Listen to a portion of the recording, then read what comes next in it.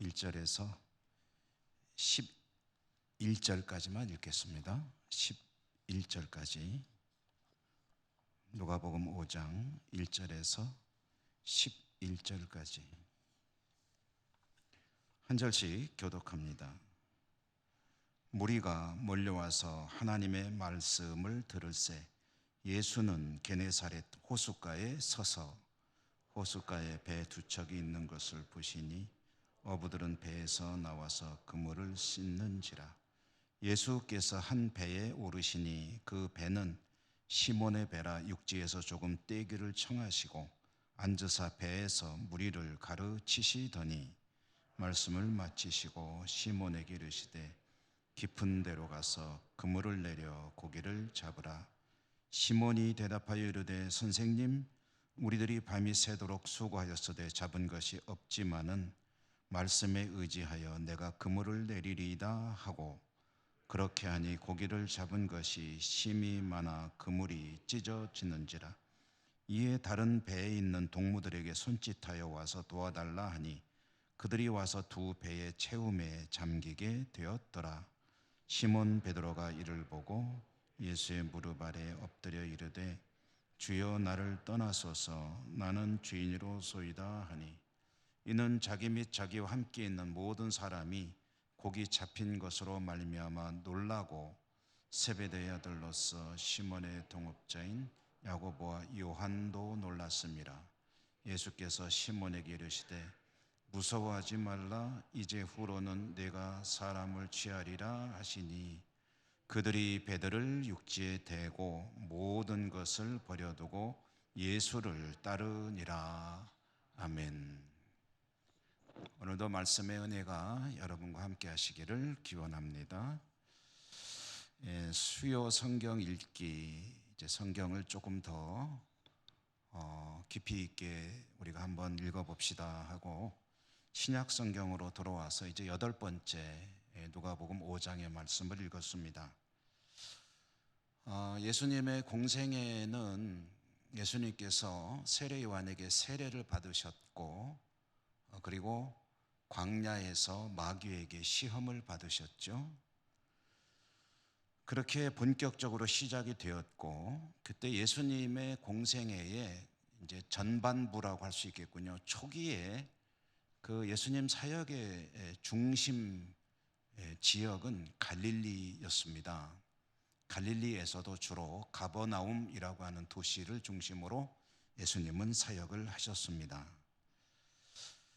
그런데 이제 지난 수요일에 우리는 가버나움에서 사역을 하시던 예수님께서 갈릴리 나사렛, 예수님께서 성장하신 곳이죠.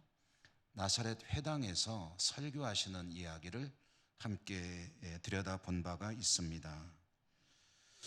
공생의 초기에 예수님께서 나사렛 회당에서 행하신 설교는 예수님의 공생의 사역의 전체적인 방향을 선언하는 일종의 대선언과 같은 그런 말씀이었습니다. 나사렛 회당 설교에서 강조된 것은 예수님은 편협한 유대주의, 유대의 어떤 일종의 국수주의죠. 민족주의를 벗어나서 모든 열방이 누구든지 하나님께 나오는 자들은 하나님 백성이 된다라는 그런 전 세계 열방을 향한 말씀이 그 내용의 중심 뼈대였습니다. 그런데 그 예수님께서 성장하신 이 나사렛이라고 하는 동네는 유대인들 입장에서 보면은 아주 극우보수주의의 고향과 같은 곳이었습니다. 그러니까 이 나사렛 사람들의 입장에서는 하나님의 백성이 된다는 것이 유대인들에게만 주어진 특권이 아니라 누구든지 하나님의 말씀을 지키는 자들에게 열려 있는 것이다 라는 것을 받아들일 수 없었죠. 화가 났습니다. 나사렛 사람들은 분노했고 예수님에게 폭행을 가하려고 했습니다. 폭력적으로 변하는 나사렛 사람들을 이제 벗어나서 예수님은 다시 이 갈릴리 이 가버나움으로 돌아오셨습니다.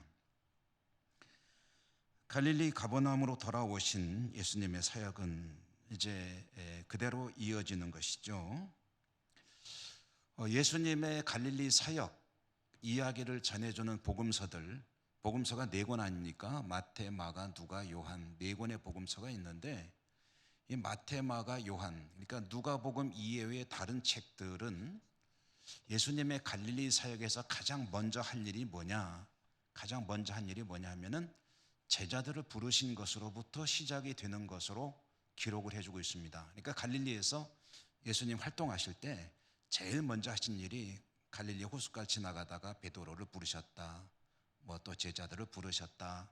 또 제자들이 이 배를 놔두고 예수님을 따랐다. 그것으로부터 시작이 되는데 누가복음은 조금 다릅니다. 누가복음은 먼저 예수님께서 갈릴리에서 어느 정도 사역을 하고 계셨고 그러던 중에 베드로를 이제 제자로 부르셨다 해서 조금 더 디테일하게 좀 순서를 좀 바꿔서 이야기를 전해주고 있습니다. 예수님께서 갈릴리에 사신 일이 뭐냐 할 때 귀신을 쫓아내시고 병자들을 고치시고 회당을 비롯한 어디서나 천국 복음을 가르치시고 선포하시고 하는 하나님의 나라를 선포하시는 이런 일들을 하셨는데요. 그렇게 일을 하시던 중에 누가복음에 의하면 그 일을 하시던 중에 어느 날 이제 이 베드로를 부르시는 이야기를 전해주고 있는 것이죠. 그게 오늘 우리가 받은 말씀, 읽은 말씀입니다. 예수님께서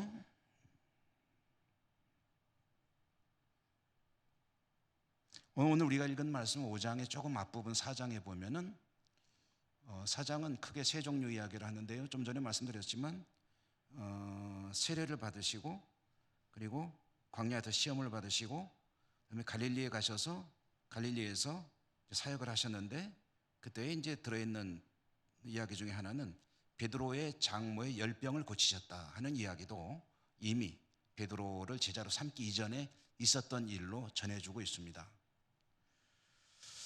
예수님께서 베드로의 장모의 열병을 고치는 그 말씀, 이제 5장 앞에 나오는 4장 말미에 나오는 이야기입니다. 그 이야기를 읽어보면 예수님께서 가버나움 회당에서 나와서 베드로의 집으로 갔는데 그때 그 베드로의 집에 베드로의 장모가 계셨고 베드로의 장모가 뭐 일종의 말라리아가 아닐까 하고 생각이 되는데요. 열병에 걸려서 좀 어려움을 겪고 있었고 그래서 예수님께서 그 베드로의 장모의 열병을 고쳐주셨다라고 되어 있는데 근데 예수님께서 이 가버나움 회당에 나와서 베드로의 집으로 가셨다는 이 말씀이 이것은 예수님께서 가버나움에서 활동하실 때 주로 어디에 머무셨느냐 하면은 베드로의 집에 머무셨다는 것을 보여주는 그런 이야기입니다. 그러니까 무슨 얘기냐면 예수님과 베드로는 초면이 아니라는 거죠. 이미 잘 알고 있는 사이다. 그런데 이때까지 베드로는 예수님을 영접하지는 않고 있었다. 그러니까 자기 집에서 나사렛의 아주 훌륭한 선지자이기 때문에 모시고는 있었지만 그러나 예수님을 따르는 사람은 아니었다. 베드로가. 그런 상태에서 이제 5장 말씀으로 넘어오는 겁니다. 오늘 5장 말씀 뭐 워낙에 유명한 이야기이기 때문에 여러분 내용은 대략 알고 계시지만 한번 스토리를 정리해 보면 이제 이런 이야기죠. 예수님께서 이 당시에 워낙이 이제 소문이 났습니다. 유명해졌습니다. 유명 인사가 되었죠. 갈릴리 사역을 통해서 많은 병자들을 고치십니다. 그리고 귀신을 쫓아내십니다. 이적을 행하십니다. 그러니까 사람들이 볼 때 신기하죠. 그러면서 천국 복음을 선포하시는데 그 말씀이 권세가 있습니다. 그러니까 수많은 사람들이 예수님을 향해 몰려왔습니다. 수많은 인파들이 예수님이 계시는 곳, 나타나시는 곳에 이제 자기들의 필요에 따라서 나오기도 하고 또 그 가르침을 받기 위해서 나오기도 하고 했는데요. 오늘 5장 1절의 말씀에도 보면은 무리가 몰려왔다라고 되어 있죠. 이 무리는 백성들을 말하는 것이죠. 예수님이 계신 곳으로 많은 사람들이 몰려오는 겁니다. 그렇게 몰려오는 사람들에게 예수님께서 하시고자 하는 일이 뭐겠습니까? 하나님의 나라를 선포하는 거죠. 천국 복음을 전하는 것입니다. 그런데 이 호숫가에 계시다 보니 사람들이 많이 몰려오니까 이게 좀 마땅치가 않습니다. 그래서 예수님께서 그 많은 사람들에게 천국 복음을 전하시기 위해서 어떻게 하면 좋을까 하다가 아이디어를 하나 낸 게 뭐냐면 수상 강단을 만들어야 되겠다. 말하자면은 이 백성들하고 예수님이 좀 떨어져서 물 쪽으로 나아가 가지고 그래가지고 이 사람들에게 천국 복음을 전해야 되겠다라는 그런 생각을 했는데, 이것은 무슨 물에다가 구조물을 만들어 가지고 강단을 설치하는 게 아니고 배를 타고 좀 나가겠다는 생각이었죠. 마침 그때에 거기에는 베드로가 밤새 고기잡이를 하고 돌아와서 이제 그물을 손질하고 있는 때였습니다. 예수님은 베드로에게 당신 배를 좀 씁시다 하고 이야기했고, 베드로가 배를 이제 쓰도록 허락을 했습니다. 그래서 배를 이제 호숫가에서 좀 띄인 거죠. 우리 여기 우리 장로님들 계시는 앞자리가 호숫가라고 한다면 그쪽에 서야 되는데 좀 거리를 두니까 많은 사람들을 이제 한꺼번에 볼 수가 있게 되는 거죠. 그래서 배를 좀 물 쪽으로 띄워놓고 거기에서 말씀을 전했는데, 말씀을 다 전하고 나서 예수님께서 이제 베드로에게 말씀하시는 겁니다. 깊은 곳에 가서 그물을 내려 고기를 잡으라. 그때 베드로가 대답하는 말이 이 밤새 그물질을 했는데 한 마리도 못 잡았습니다. 그런데 선생님께서 그렇게 말씀하시니 말씀대로 하겠습니다 라고 하고서 이제 깊은 데로 가서 그물을 내렸다는 거죠. 여기서 대단히 중요한 장면을 우리는 보게 됩니다. 베드로가 밤새 그물질을 했는데 한 마리도 못 잡았지만은 선생님께서 말씀을 하시니 그 말씀대로 하겠습니다 라고 하고 가서 깊은 곳에 그물을 던지는 이 장면. 여기서 고기잡이 전문가는 베드로입니다. 베드로는 노련한 어부입니다. 갈릴리에서 잔뼈가 굵은 그런 사람이죠. 그런데 그 베드로가, 전문가인 베드로가 늘 하던 대로 밤에 나가서 고기를 잡으려고 했지만 한 마리도 잡지 못하고 빈손으로 돌아왔습니다. 그런 때도 있죠. 노력해도 아무것도 얻지 못할 때가 있지 않습니까? 그런데 이 고기잡이에는 비전문가인 예수님이 베드로에게 가서 그물을 깊은 곳에 내리라라고 말씀하셨습니다. 자, 여러분, 이것을 비유하면 무엇으로 비유할까요? 우리 성도님들 가운데 평생 농사를 지으신 그런 분이 계시다고 하겠습니다. 대부분 농사를 지으신 어른들도 계시죠. 근데 제가 농사에 대해서는 사실 저는 아무것도 모릅니다. 농사의 니은자도 모릅니다, 사실은. 그런데 농사를 아주 전문가로 지으시는 우리 성도님에게 이렇게 농사를 지으시라고, 금년에는 뭐를 심으라고, 또는 어떻게 심으라고 했다면 이제 뭐 비슷한 이야기가 될까요?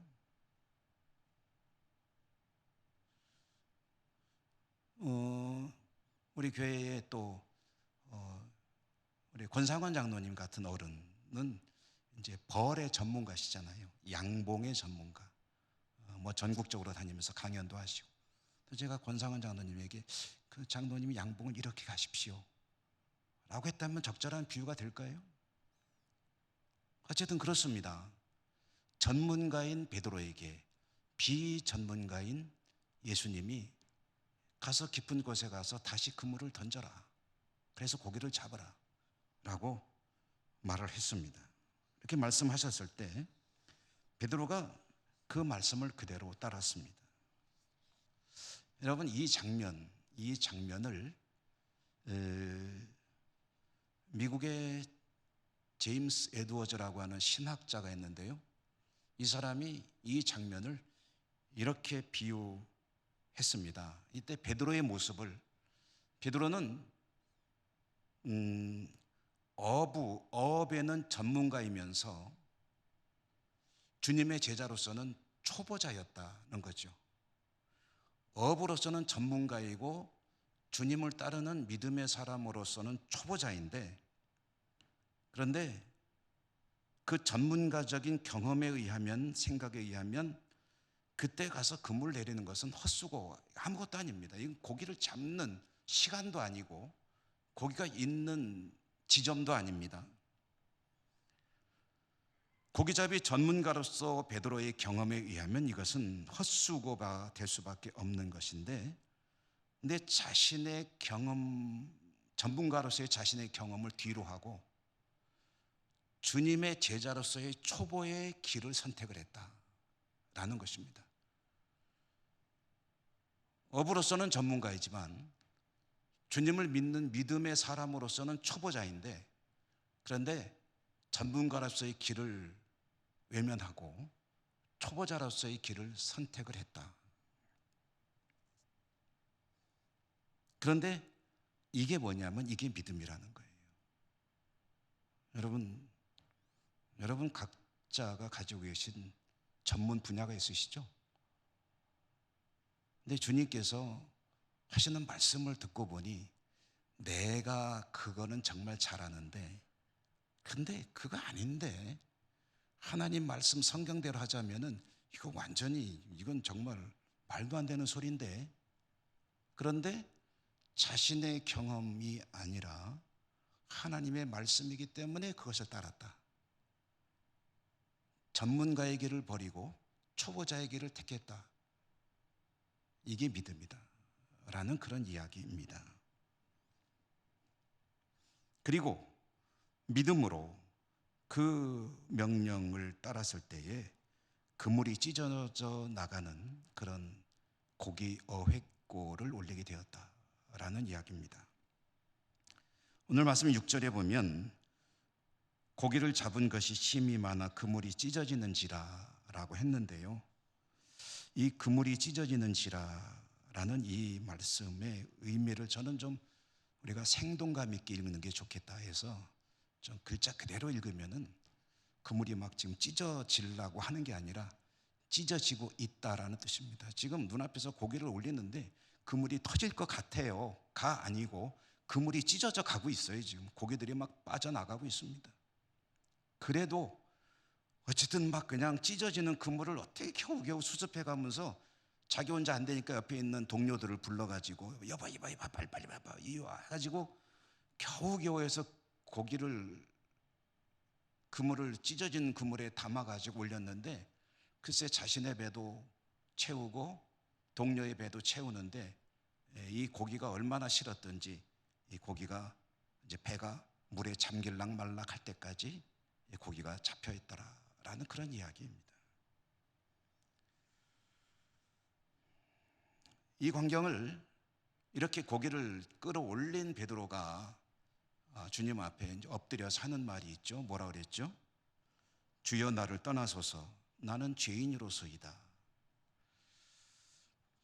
좀 전에 베드로가 예수님께서 깊은 들에 가서 그물을 내려 고기를 잡으시오 했을 때 예수님을 부르는 호칭은 선생님이었습니다. 제가 밤새 했지만은 헛수고했거든요. 선생님 말씀하시니 말씀대로 한번 해보겠습니다 하고서 이제 간 거거든요. 그런데 이와 같이 고기를 엄청나게 올리고 나서 엎드려서 주님을 향해 말씀할 때, 그때 베드로가 주님을 부른 호칭은 주여입니다. 주여. 선생님이 아니라 주여라고 부릅니다. 이것은, 이 고기 잡는 것은 기적이죠. 이 기적을 통해서 베드로가 주님을 보게 되었다는 사실을 전해줍니다. 주님을 보게 된 거예요. 그전에는 같은 집에서 모시고 살았어요. 나사렛 선지자로 유명한 분이고, 그리고 아주 능력 있는 분이고 하기 때문에 훌륭한 분이야. 자기 집에 모시고 살았지만, 그러나 썩 그렇게 자신이 뭐 그에게 어떤 감동을 느끼지는 않고 있었던 것 같습니다. 이미 예수님을 알고 있었고, 비유하자면 밀접한 관계였지만, 그러나 예수님에 대해서 뭐 그렇게 썩 높이 평가하는 것은 아니었다라는 것이죠. 그러다가 이 고기 잡는 사건을 통해서 베드로가 깨닫게 된 것은 자신의 고기 잡으로서의 전문성이 정말 초보 중에 초보인 것 같은 예수님 말씀 한마디 앞에서 아무것도 아니로구나 하는 것을 깨달은 것입니다. 예수님의 말씀 한마디 앞에서는 세상에서 아무리 노련한 그리고 많은 세월을 공들여 쌓아온 그런 실력이든 전문성이든 노하우든 그 모든 것들이 의미가 없어지는구나 라는 것을 깨닫게 되었다는 것이죠. 이 일을 통해서 예수님이 어떤 분이신지 긴가민가 하던 베드로의 생각이 정리가 되었습니다. 그동안 자신의 예수님에 대한 생각이 큰 실책이었구나, 내가 정말 제대로 알지 못했구나 하는 것을 깨닫게 되고 명확하게 드러난 거죠. 그때 베드로는 자신을 뭐라고 말하냐면 죄인이라고 말합니다. 죄인. 주여, 나는 죄인입니다. 나를 떠나십시오.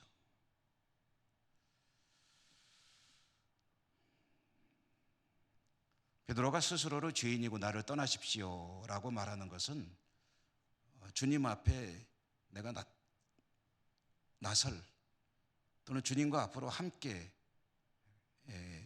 얼굴을 대하고 살아갈 면목이 없습니다. 창피합니다. 부끄럽습니다. 나 같은 거 신경 쓰지 마시고 용서하지 마십시오 라는 그런 의미를 담은 말입니다. 물론 이것은 진심은 아니겠죠. 예를 들어서 드라마 같은 거, 특히 사극 같은 걸 보면은 이제 뭔가 좀 과오를 범한 신하가 군주에게 뭐라 그럽니까? 또는 부하가 장군에게 뭐라 그럽니까? 죽여주십시오. 이거 진짜로 죽여달라는 얘기는 아니잖아요. 죽여도 할 말 없다는 뜻이죠. 그리고 진짜는 용서해달라는 뜻이죠. 죽여주십시오. 할 말 없습니다. 처벌에 맡깁니다. 그런 뜻인데, 나를 떠나십시오. 나는 죄인입니다. 라는 것은 그동안 내가 정말 너무 한마디로 무지했습니다. 갈릴리 어부로 평생 살아온 베드로의 나이가 예를 들어 30이라고 하면은 아주 어린 시절부터 고기 잡으며 커온 그래 30대쯤 되면 한 무르익죠. 그때쯤 정말 갈릴리는 내 손안에 있다라고 하던 그 베드로의 입장에서 볼 때 정말 자신의 그 모든 경험과 실력과 나름대로 가지고 있는 노하우들은 이분 앞에서는 아무것도 아니로구나 하는 것을 확인하게 되고, 그리고 주님을 인정하지 아니한 그러한 나의 이 어두운 눈, 어리석은 생각 불쌍히 여기시고 나를 용서하지 마십시오. 떠나셔도 할 말 없습니다. 라는 그런 이야기를 하는 거죠. 예수님께서 그런 베드로에게 무서워하지 말라, 오늘 말씀에 보면 10절에 나와 있죠. 무서워하지 말라, 이제후로는 내가 사람을 취하리라 라고 말씀하셨습니다. 베드로를 부르신 것이죠.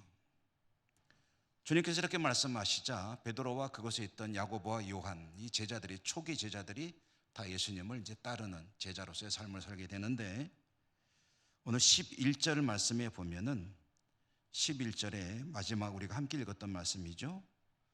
한번 같이 읽어볼까요? 11절을 읽습니다. 시작. 그들이 배들을 육지에 대고 모든 것을 버려두고 예수를 따르니라. 아멘. 그들이 배들을 육지에 대고 모든 것을 버려두고 예수님을 따랐다. 이것은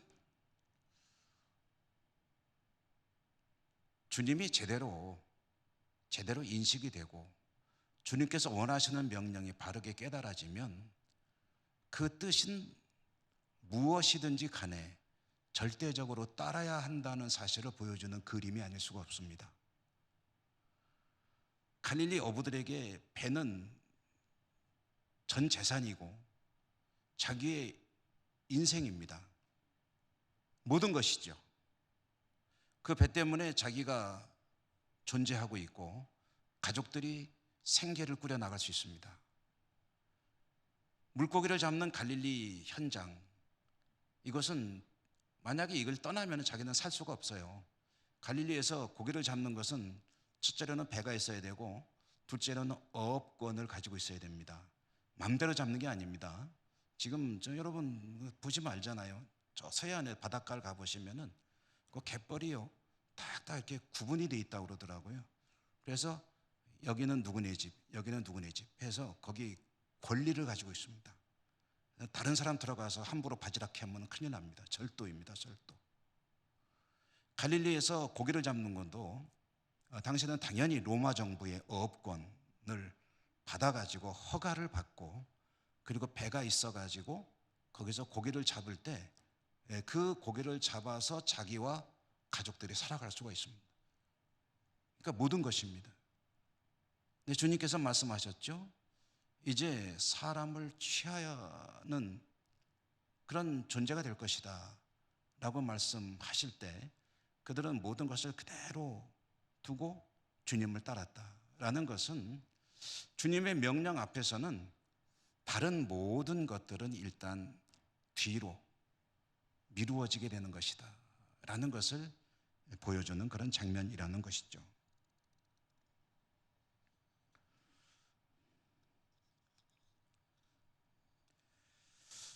오늘 이 말씀 속에서 두 가지 정도만 의미를 좀 새겨보려고 합니다. 첫째로는 베드로가 경험하게 되는 은혜를 조금만 더 생각해 보겠습니다. 베드로가 고기를 잡는 것은 은혜죠, 은혜.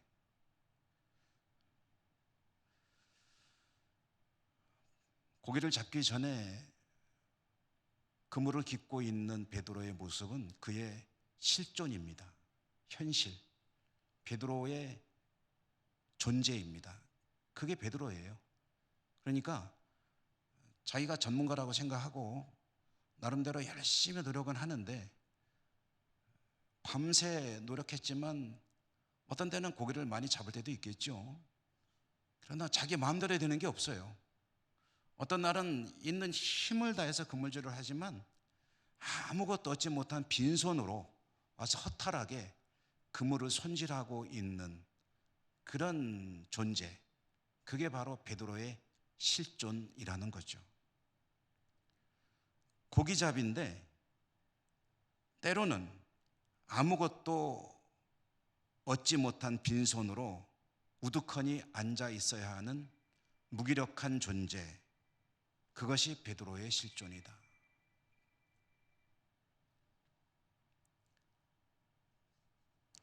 그런 그가 자신의 노력이 아니라 주님의 명령에 따랐을 때 많은 고기를 잡게 되었다. 자기 경험과 노력에 의해서가 아니라 주님의 말씀에 따르니까 평상시에 경험해보지 못한 어마어마한 수확을 올리게 되었다. 자기로서는 꿈도 못 꿀 엄청난 어획고를 올리게 되었다. 이것은 고기 많이 잡아서 돈 벌었다는 이야기가 아닙니다. 경험해보지 못한 은혜를 누리게 되었다. 이것이 하나님께서 주시는 은혜의 본질입니다. 은혜는 내가 노력해서 얻는 것이 아니고 나의 노력과 상관없이 특별히 하나님 뜻을 순전하게 따를 때 하나님께서 주시는 선물이다. 그게 은혜의 핵심입니다.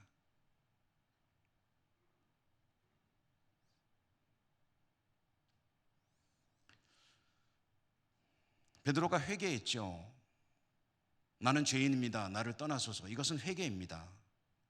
그런데 은혜와 회개의 관계도 오늘 성경 속에서 우리가 한 번쯤 생각해 봐야 될 대목입니다. 여러분, 회개가 먼저일까요? 은혜가 먼저일까요? 은혜 받으면 회개합니까? 회개하면 은혜 받습니까?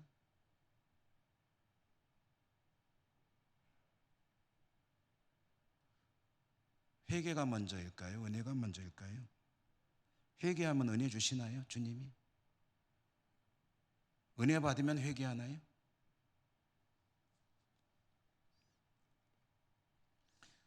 오늘 말씀은 베드로가 회개했을 때 주님께서 은혜를 베푸신 것이 아니죠. 베드로가 저는 주님을 몰라봤습니다. 주님을 인정하지 않았습니다. 주님을 속으로 사실 은근히 무시했습니다. 잘못했습니다. 그랬더니 깊은 곳에 가서 그물 내려라. 그렇게 하신 게 아니죠. 베드로는 여전히 주님을 그렇게 썩 높이 평가하지 않고 있었던 것으로 보입니다. 그런데 주님께서 은혜를 베푸셨을 때 베드로는 주님 앞에 엎드려서 나는 죄인입니다. 나를 떠나소서라고 고백을 했습니다. 주님께서 은혜를 베푸실 때 회개가 필수 조건은 아닙니다. 물론 하나님 앞에 회개할 때 은혜를 주시는 경우들은 얼마든지 있죠. 그럴 때 많이 있죠. 잘못했습니다 했더니 하나님께서 그때 은혜를 베푸시더라. 성령의 은사도 체험하게 하시더라. 이런 경험들은 우리들도 많이 가지고 있습니다. 그런데 은혜를 베푸시는 것, 그 조건이 회개가 아니다. 사실 회개라는 것은 그 자체가 은혜임을 알 수가 있습니다. 만약에 하나님 앞에 저는 죄인입니다. 저를 떠나십시오. 라는 회개의 고백을 했다고 한다면 그 자체가 바로 은혜라는 거죠. 은혜를 받았기 때문에 하나님께 나의 부족함을, 내가 죄인이라는 것을 고백하게 되는 것입니다. 여러분, 주님 앞에 나는 죄인입니다라고 고백을 하셨습니까? 그런 기억이 있으십니까? 그렇다면 그 자체가 은혜입니다. 주님께서 은혜를 주시기에 사람은 자신이 죄인임을 깨닫게 됩니다. 부족한 존재임을 알게 됩니다. 그리고 입술을 열어 하나님 앞에 내가 죄인임을 고백하게 됩니다. 그러므로 모든 것에 가장 앞서 있는 것은 하나님의 은혜입니다. 하나님께서 은혜를 주시기 때문에 우리는 주님을 영접하기도 하고, 하나님께서 은혜를 주시기 때문에 때로는 회개를 하기도 하고, 하나님께서 은혜를 주시기 때문에 신앙생활을 하기도 하고, 하나님께서 은혜를 주시기 때문에 우리는 때로는 헌신을 하기도 하고 헌금도 하고 봉사도 하고 이와 같은 신앙생활을 해 나가는 것입니다. 내가 어떤 능력이기 때문에 하는 게 아닙니다. 모든 것은 하나님의 은혜입니다. 하나님이 은혜를 주시기 때문에 회개도 하는 거예요. 또 따라서 주님께서 은혜를 주신다면 반드시 거기에 따르는 깨달음과 이어지는 회개의 역사가 있어야 됩니다. 은혜를 주신다면, 은혜란 말은 다른 말로 하면은 비슷한 말 중에 하나가 깨달음이거든요. 은혜를 받아서 뭔가를 알았으면 거기에 따르는 회개가 있어야 되는데, 회개는 입술로 하는 것도 중요하지만 중요한 것은 삶으로 하는 것입니다. 사람이 바뀌어야 돼요. 사람이. 주님께 은혜를 받았으면 사람이 변해야 됩니다. 신앙이 변해야 되고 인격이 변해야 됩니다. 그가 살아가는 모습이 뭔가 변한 그 열매로 드러날 때 그게 은혜 받은 증거입니다. 입으로 은혜 받았다고 아무리 말해 보았자 그건 그렇게 중요한 게 아니에요. 오늘 말씀을 보십시오. 베드로가 회개했죠. 주님께서 그를 부르셨죠. 그랬더니 그 부르심에 베드로는 물론 거기 있던 동료들이 다 그대로 두고 주님을 따르니라. 이것은 삶의 완전한 변화, 살아가는 방향의 전환을 의미합니다. 그때까지 갈릴리 어부로 살았던 이 제자들이 회개했을 때 그 삶의 모든 것이 완전히 바뀌어 버립니다. 이제는 고기 잡는 사람이 아니라 사람을 취하는 그런 존재로 그 삶이 바뀐다는 거죠. 이것이 회개입니다.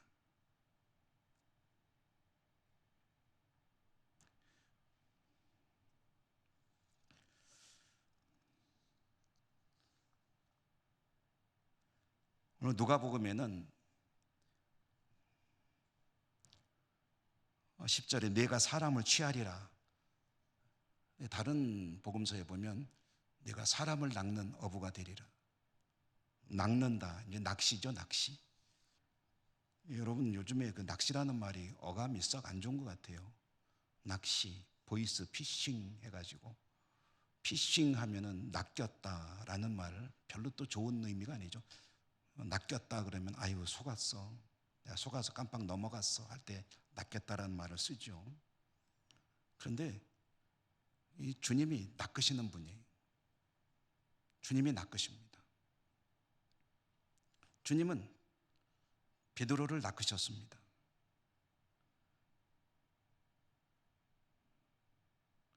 그런데 저는 뭐 낚시를 많이 안 해봤지만 탁 던져서 탁 끌어올렸는데 올려지는 고기는 낚인 고기입니다. 그런데 탁탁탁탁 하더니 툭 튀어서 물로 다시 퐁당하고 빠지는 고기가 있죠. 그거는 안 낚인 고기입니다. 고기는 안 낚이는 게 사는 거죠. 근데 주님께는 낚이는 자가 사는 자입니다. 여러분 낚이셨습니까? 혹시 안 낚이려고 푸덕푸덕푸덕푸덕 하고 계시진 않으십니까? 주님께는 낚인 자들이 복된 자들입니다. 주님이 낚으실 때 낮게 올라가십시오. 주님이 바늘로 좀 콕 끼면은 좀 아파도 주님의 바구니에 들어가는 것이 사는 것이라고 생각하시고 끌려가십시오. 지금도 낚고 계시는 주님, 주님에게 확실히 낚이는 그런 우리 모두가 될 수 있기를 소망합니다. 그런데 주님께서 낚으시잖아요. 그럼 낚인 자들에게 주님이 기대하시는 게 있죠. 뭐죠? 10절에 사람을 취하리라. 다른 복음서의 말로 하면 사람을 낚는 어부가 되리라. 이게 좀 언어 유희가 될지 모르겠는데 낚인 자는 낚는 자가 되어야 합니다. 낚였습니까? 이제는 낚는 자가 되어야 합니다. 여러분 낚는 자로 사는 일에 얼마나 관심이 있으십니까? 낚였으면 낚는 자로 사는 것이 그 이후에 주님의 기대입니다. 내가 사람을 취하리라. 늘 사람을 취하는 일에 관심을 갖고 힘쓰고 애쓰는 것이 주님의 기대입니다. 여러분 그런 의미에서 낚시 잘 하시는 여러분 모두가 되시기를 주님 이름으로 축원합니다. 은혜로우신 하나님 감사합니다. 신약 성경 읽기, 오늘도 예수님의 이야기를 따라가면서 베드로를 부르시는 장면을 함께 읽고 그 속에 들어있는 의미들을 새겨보았습니다. 그렇습니다. 모든 것이 은혜이고 주님께서 낚아주셨기에 주님의 바구니에서 주님의 백성으로 살아가고 있음을 고백하며 감사를 드립니다. 이제 저희들을 부르신 주님의 뜻에 따라 사람을 취하는 자로 살아가는 일에 승리하고 성공하는 저희 모두가 되기를 원합니다. 은혜와 은사와 능력을 더해 주시고 우리 주님 기뻐하시는 하나님의 사람으로 승리할 수 있도록 인도하여 주옵소서. 예수님 이름으로 감사하고 기도드립니다. 아멘.